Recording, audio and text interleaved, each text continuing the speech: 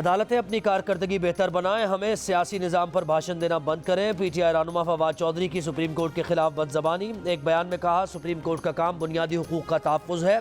Supreme court अपने बुनियादी काम से काम रखे। अदालतों की बुनियादी हुकूक पर कारकर्दगी शर्मनाक है।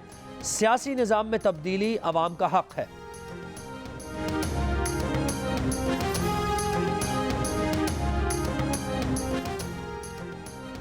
जलसों में तकरीर करने से असम्बलियाँ नहीं तोड़ी जाती। वज़ीर दाखिला राना सनाउल्लाह का PTI को असम्बलियाँ तोड़ने से आईनी तरीके से रोकने का अज़्म। कहा, करप्ट निज़ाम से निकल रहे हो तो सदर को निकालो, सेनेट से निकलो, गिलगित बल्तिस्तान और कश्मीर से भी निकलो। राना सनाउल्लाह ने कहा कि PTI को असम्बलियाँ तोड़ने से रोकने के लिए कोई गैर आईनी तरीक़ा कार इख्तियार नहीं करेंगे। इलेक्शन मुफ्त में नहीं होते, इससे ख़जाने पर बोझ पड़ता है। पंजाब और KP की असम्बली टूटने पर सिर्फ उन दोनों सूबों में इलेक्शन होंगे। बलूचिस्तान और सिंध में इलेक्शन नहीं होगा। आम इंतखाबात वक्त पर ही होंगे।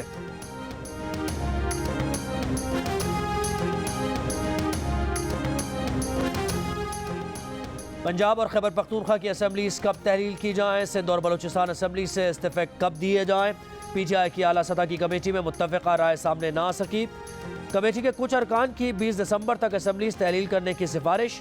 पंजाब से ताल्लुक़ रखने वाले कुछ अरकान का फौरी असम्बलियाँ तहलील न करने का मशवरा।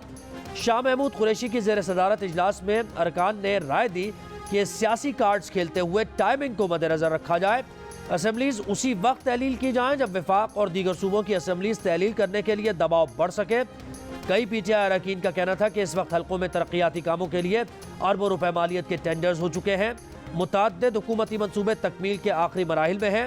कमेटी की सिफारिशात पर पार्लिमानी बोर्ड्स के इजलासों के बाद तारीख का हतमी फैसला इमरान खान करेंगे।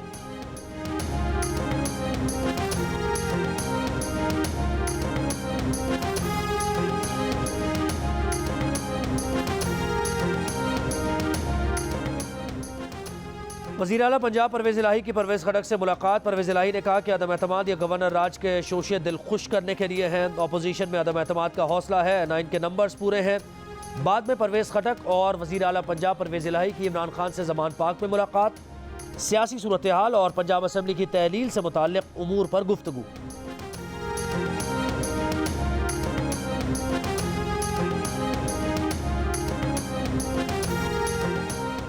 पैरागॉन रेफरेंस में ख्वाजा बरादरान के खिलाफ इल्ज़ामात रद्द हो गए। बरियत की दरखास्तों पर एहतसाब अदालत कानून के मुताबिक फैसला करे। नैब ने जवाब जमा करा दिया।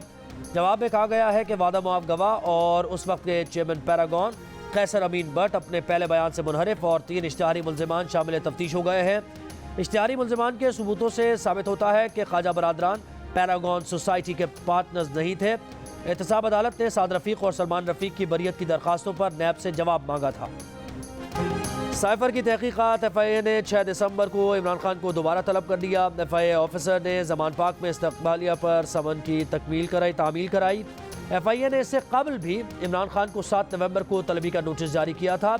इमरान खान वज़ीराबाद हमले में ज़ख्मी होने के बायस FIA में पेश नहीं हुए थे।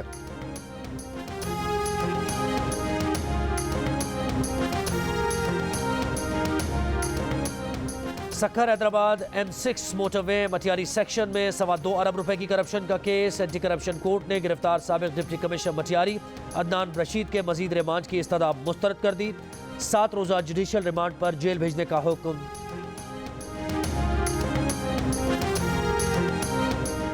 और रावलपिंडी टेस्ट के पहले दिन इंग्लैंड की पाकिस्तान के खिलाफ बैटिंग जारी। 3 विकेट के नुकसान पर 436 रन बना लिए।